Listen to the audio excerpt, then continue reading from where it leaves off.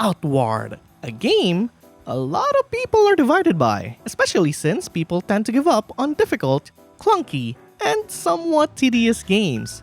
And that makes sense, as if you're watching this video, you're probably thinking of the same thing. Hopefully not though, as despite what looks to be shortcomings, Outward is actually one of, if not the best, RPGs I've ever played. And I mean that, mostly because I love survival games as well. Outward may not be as polished or easy to get into as other games, but what it does give you is a sense of adventure. Something far more popular games constantly fail to do. Outward is a difficult game, not because it doesn't hold your hand, not because you have to constantly learn as you go, and not because enemies can one-shot you if you're not careful. All of which are true, by the way. But because not having everything figured out is part of the experience, despite how unappealing it can be for some people. Kamusta everyone, I'm Ellie Manapi, and today, we're going to survive Outward. There's a lot of walking in this game. Oh, I've been walking for a while now. Well, at least there's no enemies. Oh, Jesus Christ! Hello? Of course. I'm willing to bet that you probably never heard of Outward when it got released. And if you have heard about it by now, it's probably because 1. There's a sequel coming soon, 2. Your friend is asking you to join his or her game, or 3. It just keeps getting on sale that you eventually bought it, despite not knowing what it is. Nevertheless, as mentioned a few minutes ago, Outward is an RPG with survival elements. In fact, I'm happy to commit and say that it's the survival RPG, cleverly mixing RPG systems with its eating, drinking, camping, sleeping, and temperature mechanics. If that sounds overwhelming, don't worry, as much as that sounds, the game cleverly makes it simple enough that once you do get it, it immediately becomes far less complicated and incredibly fun. You create your character, explore the world, fight enemies, sleep, eat, drink, craft items, find secrets, and experience the many well-written death scenarios wherein death is not the end. Literally, you can't actually die in this game. This beginner's guide will tackle the following things: what to expect, the first few hours, character needs, exploration, combat, crafting, skill trees, and ending it all with all the tips and tricks I've learned, gathered, thought of, and found online. And with that said, let's start where most people start their RPG journeys, and that's creating your character.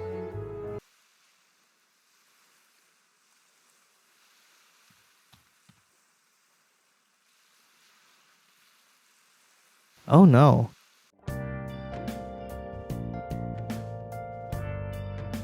Just by playing the first few hours, you'll be able to tell how the rest of the game would feel like to play. I'd advise you to try out the game's well-done tutorial, as this would better introduce you to the game's controls. I'd like to say the game's mechanics, but I myself went through the game's tutorial, and I completely forgot everything soon after I finished it.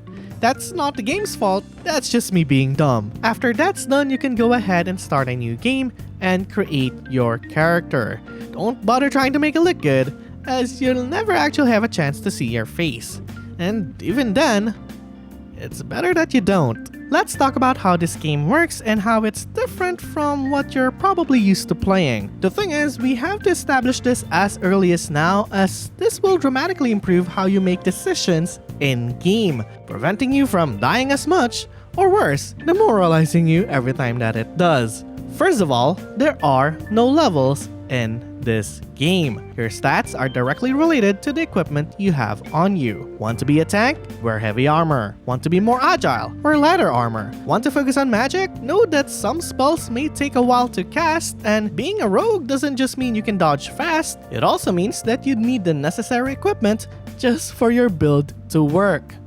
Not all the time though. Since there are no levels, there is also no experience system. Say goodbye to grinding, as this game doesn't incentivize doing it.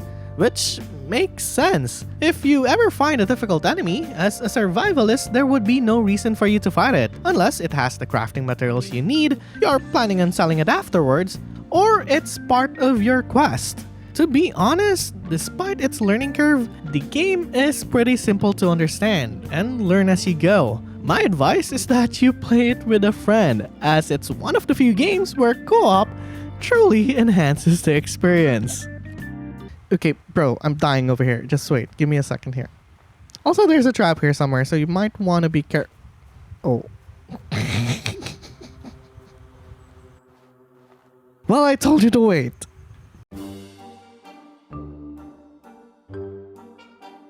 Let's talk about how the game works, at least in the first few hours.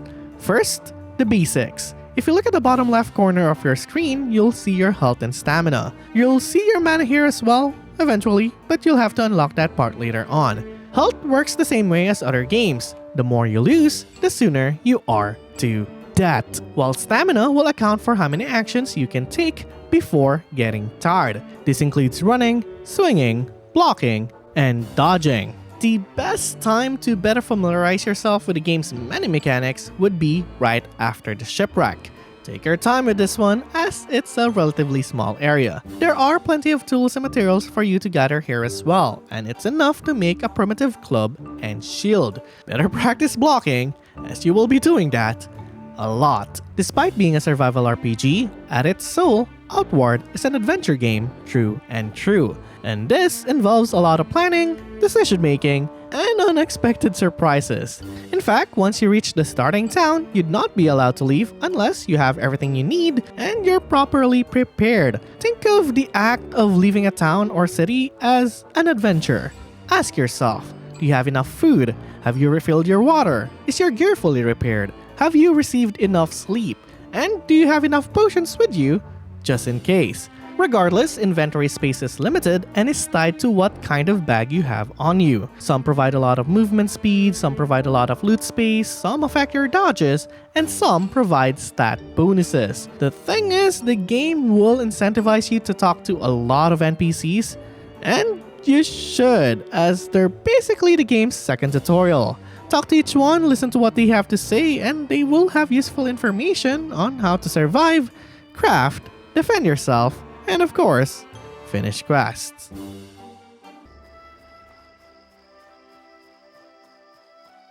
Oh, that's a thing. Okay, did not expect to see that. That's not good. Here are a few things you can do before you start leaving town. Let's change that to should, as again, the game won't let you leave unless you do. First, you'll need some food.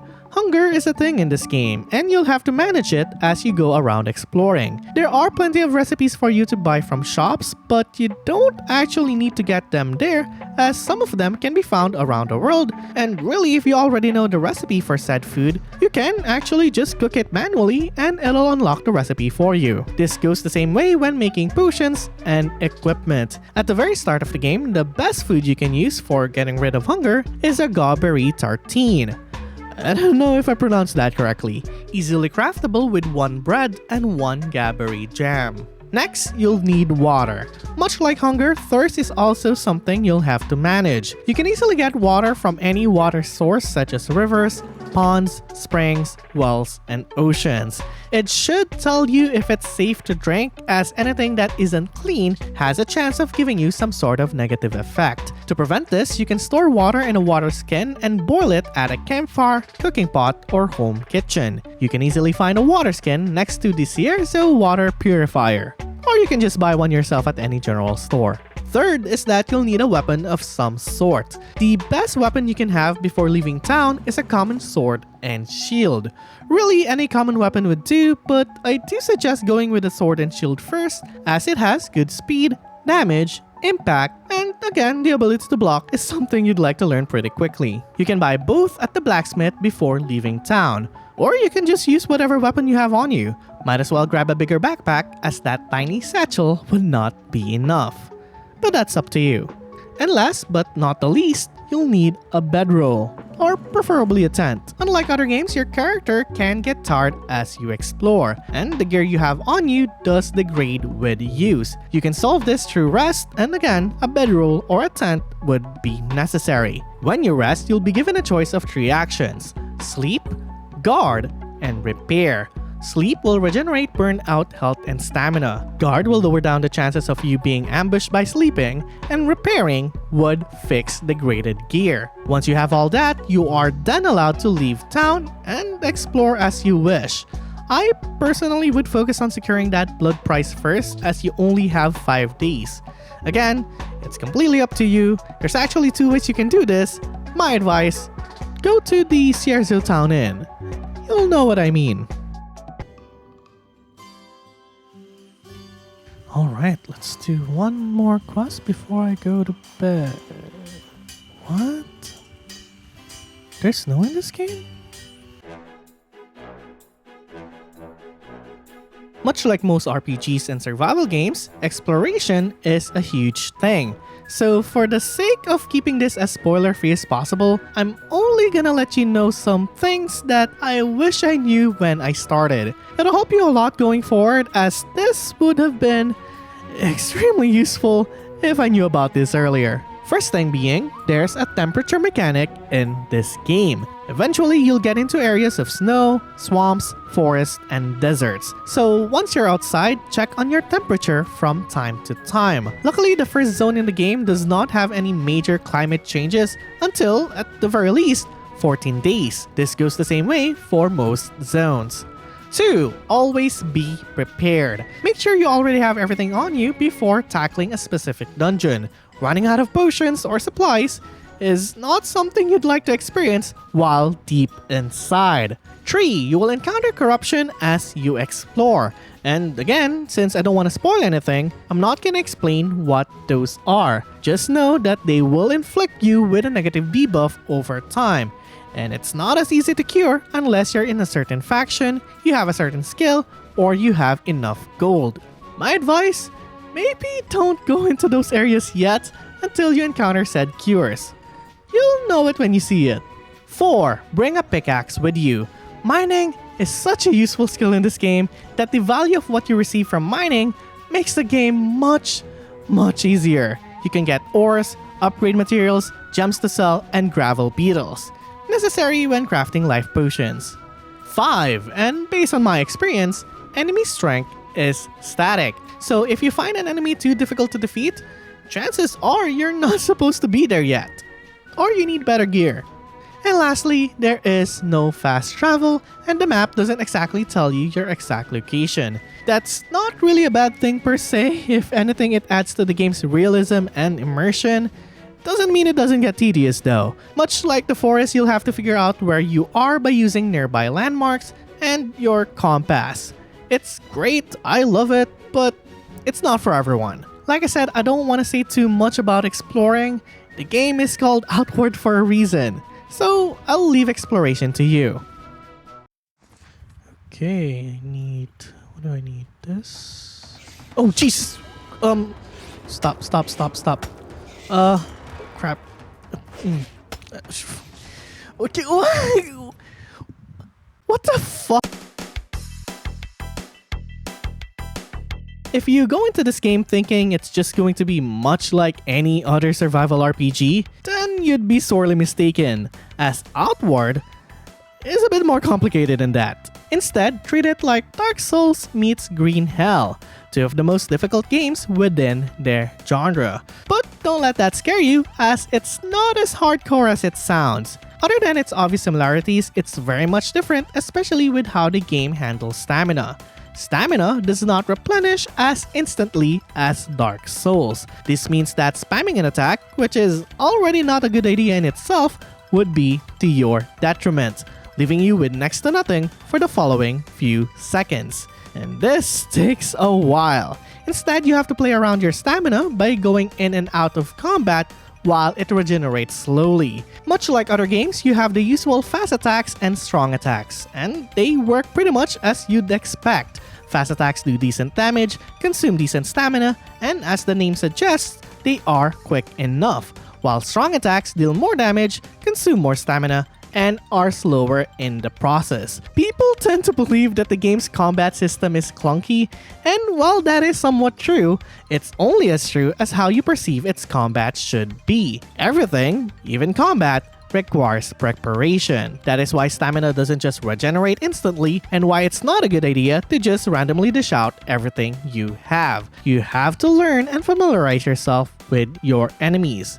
and there's no shame in running away, especially since there are no experience points to gain to begin with. To increase your chance of winning, you might need to go to your inventory, enchant your weapon, grab a buff or two, and have your potions ready. It might sound tedious at first, because it is, but once you get the hang of it, it starts to make more sense and becomes extremely rewarding. The last but most important thing I want to talk about is this game's implementation of stagger. Every time you or anyone gets damage, a stagger meter goes down as well. These are reduced by impact damage, and every weapon deals a decent amount depending on its weapon type. Have it reach half and you'll get staggered for every hit you receive. Deplete it and you'll get knocked down instead. The good thing is, enemies have this as well, and this is what makes Outward's combat much more interesting. I realized that also exists in other games, but for Outward, it's not just memorizing attack patterns. It's about being prepared and who can knock down the other person first, and potentially having the kill. It's definitely an interesting combat system. It's amazing how dark this game can be. Where's my lantern? There you go.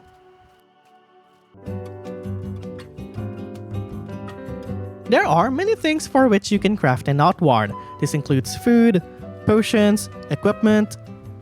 I guess it's not as much as I thought. For food, there's the stringy salad, the Bosus milk, the cool rainbow jam, and who could ever forget the best food of 2017, Bread of the Wild. I'm gonna die alone. And the beauty of this game is that you can experiment and try out multiple dishes if you wish. You can prepare food through any campfire with a cooking pot or full-blown kitchen. It's easier than it sounds, just slot in all the ingredients the recipe requires and it'll provide you with a set number of dishes for which you can add to your inventory. Much like with food, you can mix and create multiple potions to increase your character's stats, such as your resistances, damage types, regeneration, and protection. Some are weird, some are useful, some not so much. Again, you can go ahead and experiment with multiple ingredients or use any of the recipes found in the world. Just make sure you're using the alchemy set for making potions and the cooking pot for preparing food. Using the wrong tool will not only not create what you're trying to create, it'll also cost you your hard-earned ingredients. Other things you can craft are certain equipment and items. These range from elemental rags to full-blown weapons. And these weapons can be way better than the ones sold in shops. My advice, just have fun with it. You can Google the recipes on all food, drinks, potions, weapons, rags, and it'll give you everything you need to know. But that can also compromise your experience. It's up to you. I mean, that's what I did. But it's your game. I'm also not perfect, so if you have any tips on useful food, potions, or item recipes, especially ones that are good to know early in the game, please leave them in the comment section below. I'm sure other players would appreciate it. I'm sure I'm not fighting this the way it should be fought, but I don't care. I just want to get this over with. Oh, fuck. We're at the halfway mark, and I'd really appreciate if you can leave a like if this video helped you so far. Unlike other YouTubers, I don't really have an editor working for me, and I also have a full-time job, so this definitely took me a while to make. Better yet, subscribe! I mean, you made it this far, so let's go back to the video. There are 11 skill trees in this game, and each one of them can give your character its much needed flavor through spells and abilities. It's actually 13 skill trees, but the other two are much later in the game, so we're not gonna talk about it. The thing is, you can use all skill trees on one character, but you can only specialize up to 3 when it comes to its higher level skills, and the possibilities are quite limited actually, but it can get extremely fun as long as you put your mind into it. These are Decasite Spellblade, Cabal Hermit, Wild Hunter, Rune Sage, Warrior Monk, Philosopher, Mercenary, Rogue Engineer, Speedster, Hex Mage, and the Primal Ritualist. I'll go ahead and quickly summarize each one. Just know that once you picked one, you can't revert back. Let's start with Excite Spellblade. The Excite Spellblade is probably the very first skill tree you'll encounter. You can learn the skill tree by talking to Ito Akiyuki, found within the starting town of Cierzo. You have to spend gold to learn the skill tree's basic skills. However, to learn the advanced skills, you'd have to use up a breakthrough point, and spending 500 gold. This goes with all the other skill trees. It's also recommended that you take most, if not all, the lower level passive skills, as they are very much useful for every build. The Excite Spellblade is all about using your shield and imbuing your weapons with elemental attributes. This includes Shield Charge, Gong Strike, and Elemental Discharge. The Excite Spellblade is well known to be the least useful skill line in the game. However, don't let that stop you, as they can still be useful on certain builds, and they are very much fun to play as. The Cabal Hermit is the second skill tree you'll find in Cherzanese. You can learn the skill tree by talking to Adalbert, found in the northern east corner of the map, past the Ghost Pass and the Corruption. The Cabal Hermit skill line is all about survival, with skills used in combination with skills found in other skill trees. These skills include Call to Elements, Weather Tolerance, and Sigil of Wind. The Cabal Hermit is very flexible when it comes to builds that it would work with almost anything. It'll give you increased resistances, increased speed, and even an AI companion when needed. The Wild Hunter is the first skill tree you'll find in the Enmerker Forest, inside the city of Berg. You can learn the skill tree by talking to Ture, right next to the southern entrance of the city. The Wild Hunter skill line is all about being a heavy hitter, whether it be through melee or at range. These skills include Evasion Shot, Survivor's Resilience, and Predator Leap. The Wild Hunter skill line is a great choice for people who want a much more active gameplay, as the skill tree itself is full of active damaging abilities. If you need extra HP, a solid gap closer, or an instant knockdown, then the Wild Hunter skill tree is for you. It'll also give you a solid set of both skills for a range-based character. Alternatively, the Rune Sage is the second skill tree you'll find inside the city of Berg. You can learn the skill tree by talking to Flasse, or Flas, I don't know what to call him, right next to the entrance of the Blue Chamber Collective Hall. Unlike other skill trees, the Rune Sage doesn't necessarily provide you with a set number of abilities, but will instead give you runes. You can then cast said runes in combination to produce interesting effects. Think of Invoker from Dota or Aphelios from League. The Rune Sage skill line is filled with useful abilities that can make your game easier, both in exploration and in combat. This includes the Runic Lantern, Runic Heal, and the Runic Blade. The Rune Sage skill line might need extra effort to learn and use, but give it some time and it'll be one of your go-to skill lines for your magical warrior builds. Speaking of warriors, the Warrior Monk would be one of the two skill trees you'll encounter once you reach the City of Monsoon within the Hallowed Marsh. You can learn the skill tree by talking to Galera, found upstairs towards the right side of the map. The Warrior Monk skill line is all about stamina and hits. These skills include Brace, Perfect Strike, and Master of Motion. The Warrior Monk skill line is amazing for builds that benefit from stamina, which for Outward is all of them. It also allows you to run further, fight longer, and if you're building a melee warrior, it would make sense to pick this one as your main skill tree. Alternatively, the Philosopher is the second of the two skill trees you'll encounter within the Hallowed Marsh. You can learn the skill tree by talking to Alaman, found upstairs right next to the Warrior Monk trainer. The Philosopher skill line is all about using chakrams while casting elemental spells to defeat your enemies. This includes Chakram Pierce, Sigil of Fire, and Sigil of Ice. The Philosopher is a great choice for people who want to have a much more magical-based gameplay filled with elemental skills. If you rather fight enemies at a somewhat safe-ish distance while casting spells to protect yourself and damage enemies around you, then the Philosopher skill line is for you. On the other side of the map, the Mercenary is one of the two skill trees you'll encounter once you reach the city of Levant within the Abrazar Desert. You can learn the skill tree by talking to Jaimin on the way towards the Hero's Palace. The Mercenary skill line is all about using pistols along with maneuverability. These skills include Frost Bullet, Shatter Bullet,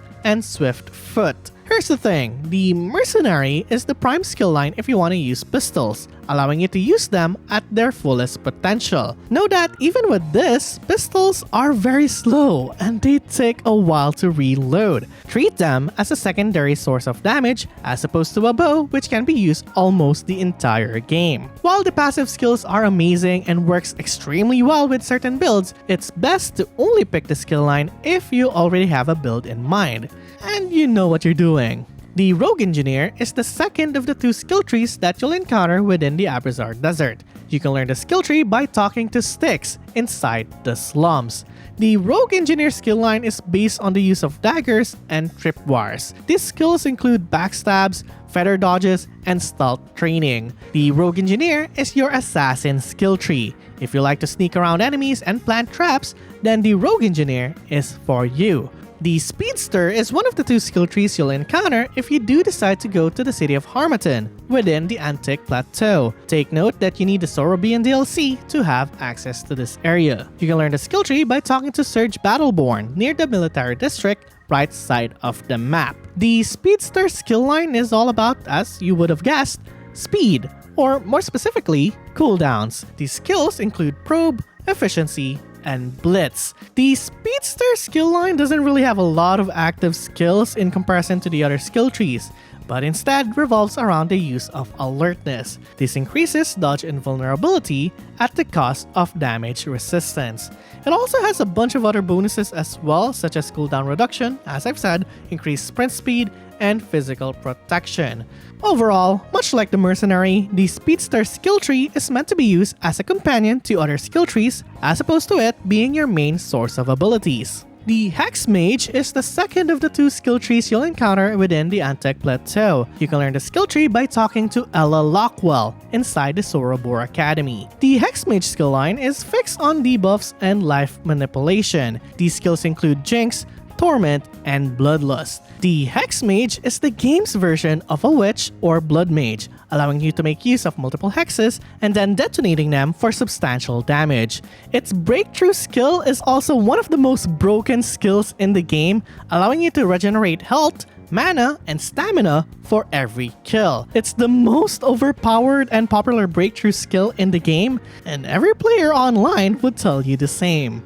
And lastly, but not the least, we have the Primal Ritualist. You can learn the skill tree by talking to Sinai in the south and western part of the Caldera. You'll need the Three Brothers DLC to have access to this location. The Primal Ritualist skill line make use of totems that damage enemies, debuff them, while buffing yourself.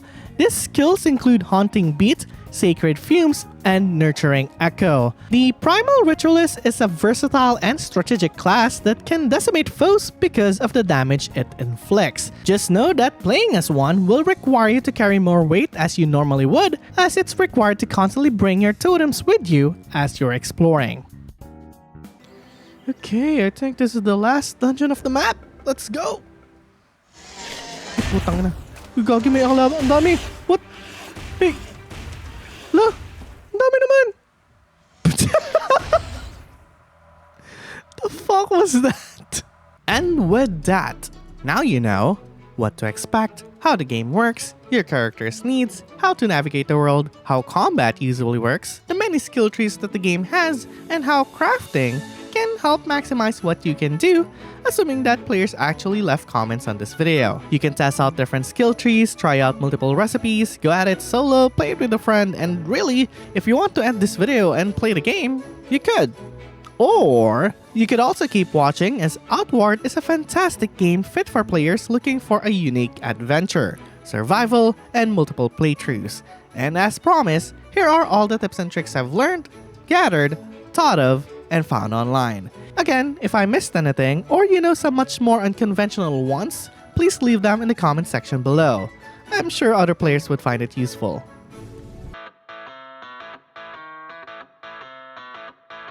I've already mentioned this earlier, but do the game's tutorial. I don't think I have to explain why, just go ahead and do it. It'll help you better understand how the game works. This game is an RPG filled with survival elements, and with survival comes character needs. The ones that you'll need to micromanage are hunger, thirst, and sleep. Before you go out and explore, make sure you have the following things: food, water, a weapon, a tent, and a few potions.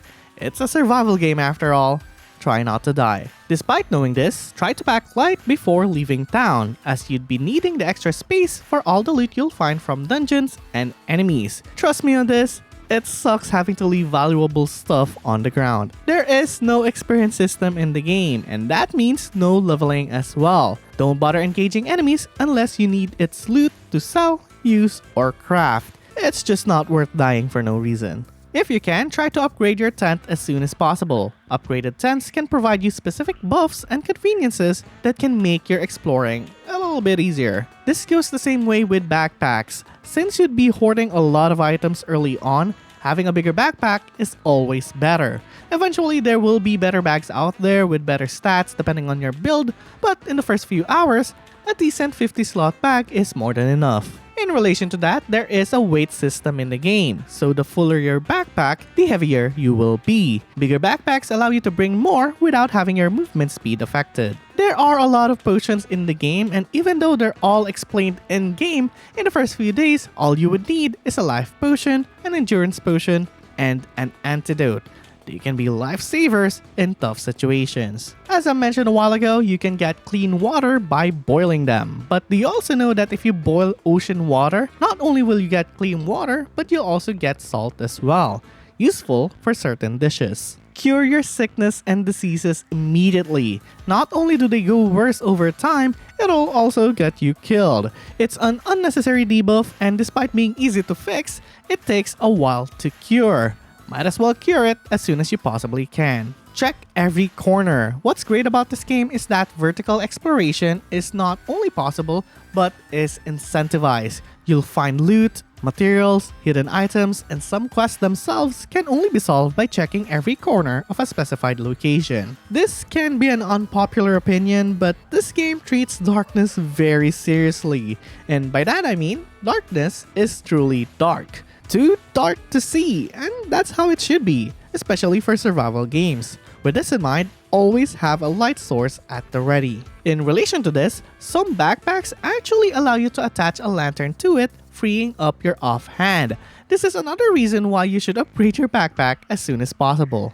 Interestingly enough, using fire spells can also cast light as well.